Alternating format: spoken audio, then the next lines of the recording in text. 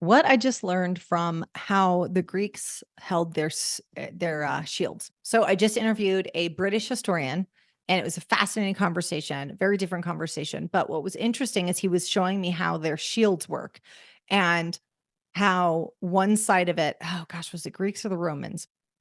I need to rewatch it. Um, I'm not the historian; he is. However, they had a piece where it had to.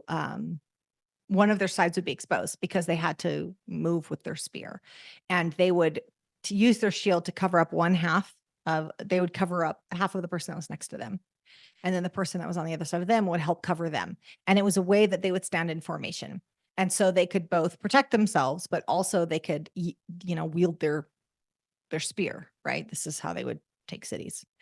Um, what was interesting is how he turned that into a leadership story. What was interesting is how he turned that into we have to be willing to accept help. That the system that we're a part of, whether that's the business, the community we're in, specifically, we're talking about business owners. It depends on our willingness to allow, accept help. And what was interesting is as he's talking about this, and I'm picturing all of these like ancient fighters coming ahead in formation with their spears and their shields. All I can think about is so many of the business owners, myself included, I've been guilty of this too. We're out there and we've got the shield and we're still trying to get our spear around it. And we're also are trying to navigate. We're trying to do all this stuff. And our team, if we have a team, our team is way back there. Like, well, okay, if I can't handle this, I'll call in the team. And what he's describing is so very different. And he said the weakness is built into the system because there's always a weakness in the system. And he said, so the fact that the shield is not going to cover you, your full body is part of the design.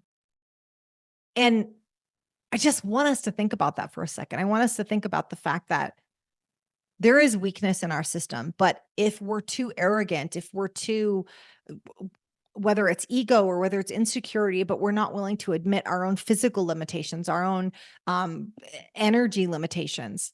I know that I've been guilty of that. Like I'll go and I'll go and I'll go. And so many people that I work with will do the same. We've got this grind mindset and I love that. And I love my propensity towards action, but you become the weak link in the chain, right? Because you're not willing to acknowledge your physical limitation.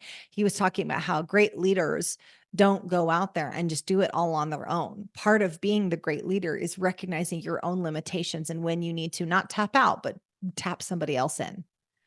And I love this idea. And I think I need a shield for like a momentum in the office.